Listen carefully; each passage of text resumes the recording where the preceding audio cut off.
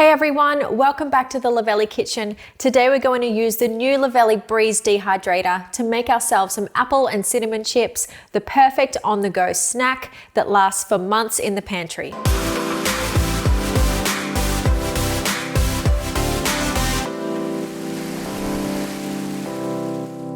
These apple and cinnamon chips are really easy to make. You can use whatever apples you like or a combination of a few. Today I'm going to use Granny Smith apples. You're going to need about 4 large apples to fill up all of the trays in the dehydrator, and all we need to do is slice them really thinly using a mandolin if you have one, or a sharp knife otherwise. Just make sure that your slices are nice and even. We're going to keep the skin on too. Give your apples a good wash and then slice them up evenly. If you're worried about oxidization, then as you're slicing, just place them into a bowl of cold water with a little bit of lemon juice.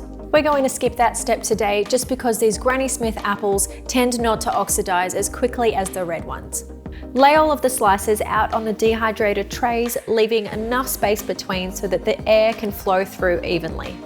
Once they're all on the trays, use a sieve to sprinkle a little bit of cinnamon over the top of each apple, and this will give it that classic apple pie flavor. All of our apples are sliced and dusted with a little cinnamon now. We can stack them back up, put the lid on, and our temperature and time settings are 50 degrees and 12 hours. So 12 hours is up now, and it's time to see how the apples have turned out. The dehydrator has done its job. They're nice and thin, ready to go straight into a jar, and they're gonna make an awesome snack.